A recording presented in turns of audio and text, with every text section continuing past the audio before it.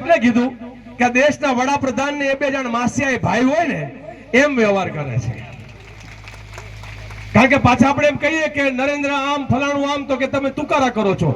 અમારે તમને તુકારો નથી કરવો, પણ એટલું તો ચોક્કસ કેવું છે કે તમે એમ કહેતા હતા કે હું આ દેશનો ચોકીદાર છું.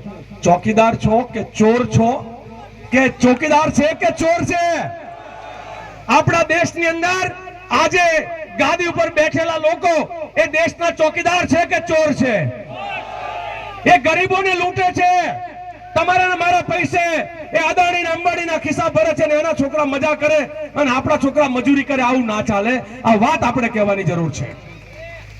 તમારા છોકરા મજા કરે ને અમારા છોકરા મજૂરી કરે, એવું કેમ ચાલે? અને એટલા માટે અદાણી મેં કીધું એમનો માસીનો દીકરો ભાઈનો દીકરો કોણ છે કઈ ખબર નહીં, પણ ભારતમાં સૌથી વધારે ડ્રગ્સ નશાની ગોળીઓ એ અદાણીના બંદરમાંથી ગુજરાતમાં આવે અને ગુજરાતમાંથી આખા ભારતમાં જાય, અને છતાંય અહીંનો ગૃહમંત્રી ફાંકા ફોજદારી કરે ને એમ કે ગુજરાત સલામત હાથમાં છે. કે ગુજરાત સલામત હાથમાં છે.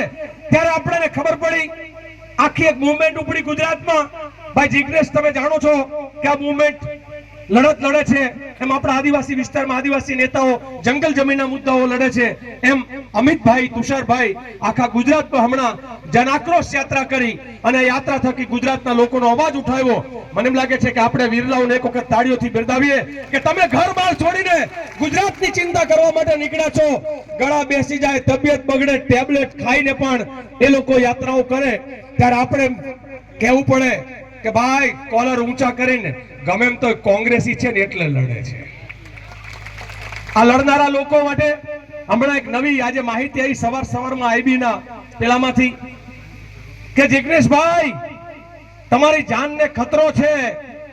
મને એક વકીલ બહુ જ મોટા એને કીધું, લાલજીભાઈ તમારી ઉપર પણ જોખમ છે.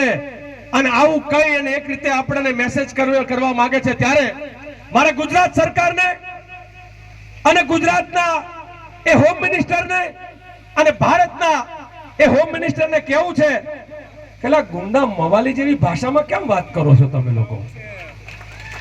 તમને બીક લાગે તો આવો વિધાનસભામાં ચર્ચા કરો. તમે આટકતરી ધમકીઓ મોકલાવી દો કે દારૂ ને ડ્રગ્સ ના માફિયાઓ કદાચ તમારું મર્ડર કરી નાખે. દારૂ ને ડ્રગ્સ ના માફિયાઓ તમારા ભાગીદાર છે એટલે કરાવો તો આ ગુજરાતની સરકારના એ મંત્રીઓ જ કરાવે છે.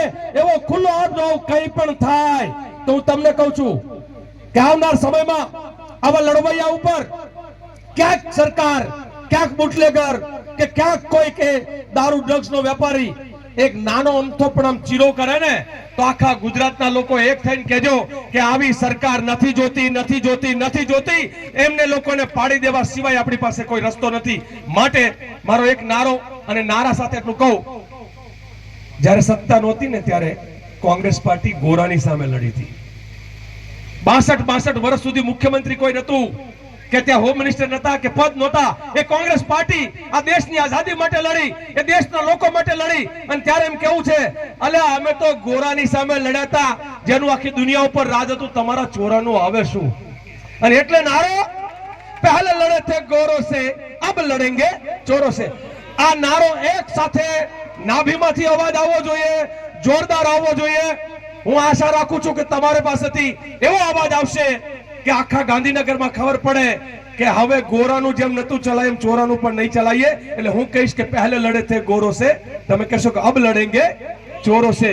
અને જ્યારે ચોરની સાથે લડવું હોય તો કમજોરનું કામ નહીં. તમે બધા જોરદાર છો, ખરા તડકે બેઠા છો, ઘરે ઘરથી આવ્યા છો, ત્યારે જોરથી બોલો છો, પહેલે લડે થે ગોરો સે, अब लड़े से चोरों से, અને પહેલે લડે થે ગોરો સે, अब लड़ेंगे चोरों से.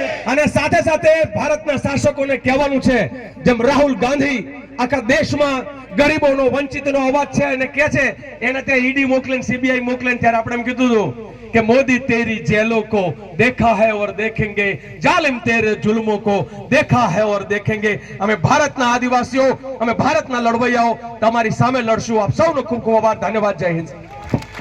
धन्यवाद लालजीभाई देसाई साहेब.